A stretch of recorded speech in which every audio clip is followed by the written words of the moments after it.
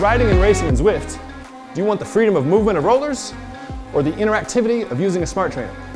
If your answer is both, you should definitely check out the Elite Nero smart rollers.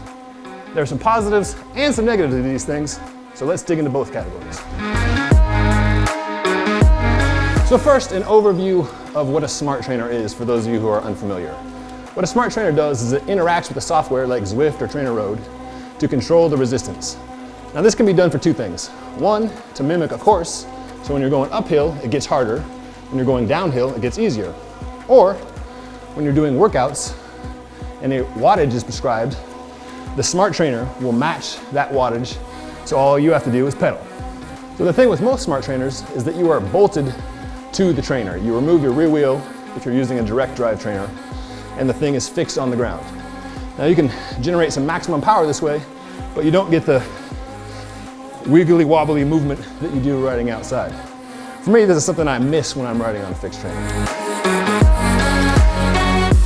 So the positives of the Elite Nero. One is freedom of movement, both the type of movement you get on rollers normally, plus there's some fore and aft to the rollers. Two, in addition to the interactivity of the trainer with your software like Zwift or TrainerRoad, it can also interact with the power meter. So its spotty power measurement can be supplemented by an actual power meter doing the measurement. Third, they fold up very compactly. It's much lighter than a normal smart trainer, so you can tuck it away. Now let's look at some of the negatives. Number one, they're kind of noisy. Right now is about 70 decibels. It'll go up to the high 70 decibels. Compare that to a smart trainer like Elite's Dorito X or the Wahoo Kicker. Those are in the low 60 decibel range. Two, the accuracy kind of stinks. Now to be fair, it's asking a lot for some rollers to accurately measure power. And with the app, you can calibrate them doing a roll down test. That still doesn't get you the type of accuracy that you'd like if you're used to training with a power meter. But you can use the app to pair the Neros with your power meter so that TrainerRoad or Zwift is reading the data from your actual power meter, not the unit itself. Lastly, the downside is price. Like a lot of smart trainers, these ain't cheap. These are $899, which is exactly the same price of the Elite Dorito X, which I found to have great power accuracy when tested against Shimano or Stages or Cork within that 1% to 2% range. So is this a good buy or not? Well, like so many things in cycling, answer is it depends. It's a balance of things. I could recommend this for 2, but not 3 groups of people.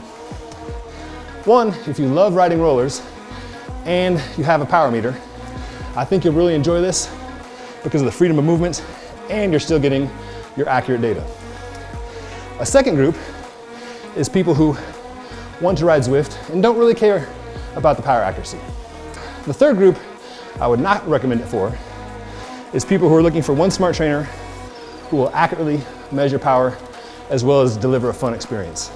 So again, compared to a normal power meter, this can read 20, 30 watts off.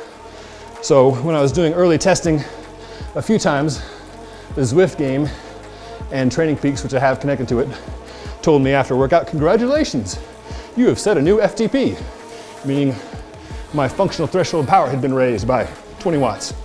Wish that was the case at my age, but it is not. So if you're looking at this as a power measurement tool, this is not your choice. Bottom line, I love riding the Elite Nero smart rollers. The power measurement is not good, but the experience is fantastic. And since I've got a power meter that I'm using for training inside and outside, my data is good, and riding on these compared to a normal smart trainer feels much more like just riding a bike.